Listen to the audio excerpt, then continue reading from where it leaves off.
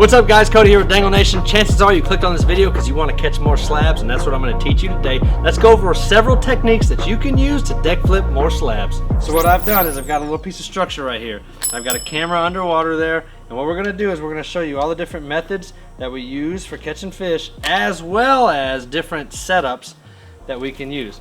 I'm under the tree because it's about probably 700-800 degrees outside today, and it's just easier for me to stand underneath this tree. All right, that being said, let's get started. So the first setup I want to talk about is the one that we use the most, right? The OG, the one that we use on almost every video that you watch us in. Super simple setup. So we're going to start with an 1/8 ounce jig head of your choice. Choose whatever color you like. We typically use white or black jig heads. As you can see, there's a black jig head here. On the lead jig head, we have a plastic body. My personal favorite is the slab curly in Therapist. So purple and chartreuse tail.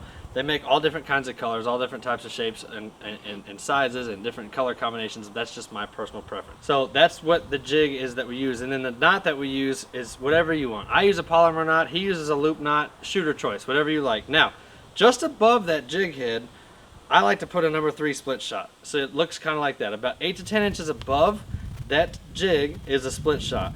Now what that split shot does, it does a couple of things. The first thing it does, if you're using live scope, it registers on the sonar very well. The second thing that it does is it helps your jig get down to depth faster than it normally would. So what does this look like when you fish it? Oh, I'm sorry, another reason that I like to put the split shot on it, I'm a very firm believer that whenever you cast down to a brush pile 20-30 feet down, and I'll show you on this underwater footage, that this split shot falls just a little bit faster because it's got a little less resistance. And what will happen is it'll fall kind of like this, and then when you stop, when you put tight tension on the line, that split shot stops and that jig swings down and it has a swing to it. And I connect with more fish during that initial swing than almost any other technique. Second only to the pendulum. But anyway, let's jump in the water right here and let's show you what this looks like. So what I'm doing, and I'm going to show you that drop real quick. The very first thing I want to show you is what I'm talking about.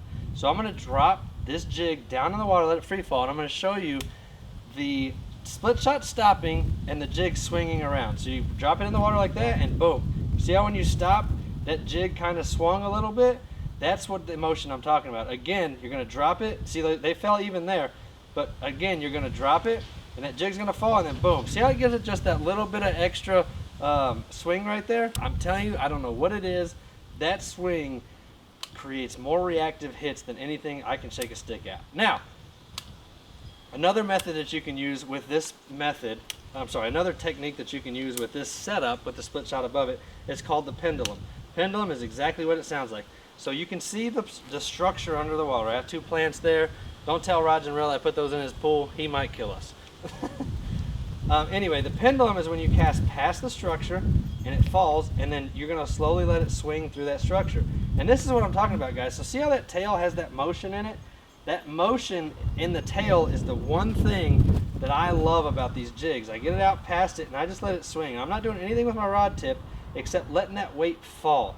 Now, another thing that I should note is another reason that I really like these jig bodies is these jig bodies, I don't know if this is intentional or what, but these jig bodies float. Why that's important? When you're using, it depends on the knot you're using, but specifically on a loop knot. See how it's just hanging out here, straight up and down like this, because it's real loose and it's just hanging? When the body floats, it'll actually, and when the body floats and the knot is loose, it'll actually allow that jig to sit flat, perpendicular with the bottom of the lake or the bottom of the pool in this instance. Let me show you what that looks like. Now, why is that important? Because how many times do you see a bait fish suspended in the water like this, up and down? You don't. Now, how often do you see a bait fish suspended in the water that looks like this? So you can see, because that loop knot is allowing that jig to kind of swing, see how that body is floating almost flat? I'm telling you right now, it is a very important thing. And what you can do, guys, so a test that you can do for this before you even make your first cast is take your jig body. We're not going to need that anymore. And just throw it in the water. And see how this one is semi-buoyant and it's coming back to the surface? That's good. That means our jig body floats. Now, makers of like a lot of bass lures have a lot of salt and stuff in them. The more salt in a jig, in a soft plastic body, the more it'll sink. So because these have almost no salt in them, or probably none, they float. And that floating helps suspend that jig in a flat manner, aka in a natural presentation. All right, so that is the pendulum and just the, I would call the drop. That's just the benefits to using a split shot. So let's go to option 2. Super, super, super easy to do. All you're gonna do, take this split shot, take it off. That's it. So now we're gonna run just bare jig. Now, when do I use just a bare jig with no split shot? Typically when I'm fishing shallow. And shallow, to me, what I like to use no jig on is like 12 feet or less. 12 to 10 feet or shallower, I should say. That's when I will run my jig with absolutely no split shot on it. All I have is a jig head and that therapist body that I was talking to you about. Through the magic of editing, we change jigs. So, now another technique that you can fish is called the dead stick. And so dead stick is super easy. So what we're gonna do is we're gonna take it back into the water here. So all a dead stick is whenever you're gonna take your jig and you're gonna come above the structure. All right, you're gonna come above the structure and you're just gonna let your jig fall down to that structure. And then guys, just like the name says, you're just gonna dead stick it. You're just gonna hold your pole right here, either in the brush, on the outskirts of the brush, behind the brush, whatever the case may be. All you're doing is simply presenting that jig in a way that the jig is just sitting there. And when this happens, you have 9 times out of 10 when you're on the boat's going to be rocking and stuff. So you're going to get these little micro movements. But another thing that I like to do is I'll take my rod tip. This is my dad's. He uses bait casters with spinning reel rods. I don't know why. But another thing that I always tell people to do is take your finger and just tip that rod tip. And so if you can see it down in the underwater footage here, what you can see is that jig is just kind of wiggling. And that little wiggle triggers a reaction. So, you know, don't forget that crappie are reactive fish. They always are reactive fish. You want to trigger a reactive bite, and they always bite up. They don't bite down. So, when you're hanging it above the structure like this, dead stick presentation, and you just tap it like that, you get that little micro movement just like that. And guys, I'm telling you right now, that is another very deadly, deadly, deadly way that you can do it. A second technique that you can use when you have no split shot, my dad calls it slabbing. So what you can do is you can drop it down to the structure like that, and you'll just kind of hang there, but then you'll pick it up and then drop it. And then you'll pick it up and you'll drop it. And you'll pick it up and you drop it. And sometimes, I'm not gonna lie to you, sometimes whenever you do that, on that fall, bing, they pick it up. They usually hit it just like that. And so those are 2 techniques that you can use with no weight. Now, another tip that you can use when you're out crappie fishing, a lot of people don't know this, and a guide buddy of mine actually taught me this, and it's been a very, very wonderful tip, is let's say you're going through a brush pile like this, and boom, you're stuck on the brush. You can't get it out, nothing's happening. Before you start ripping and rolling, hiding it and pulling it off, just kind of pop your rod tip a little bit, and if it comes off, so let's imagine I'm stuck right there, I pop it off, hold it. Don't move anything.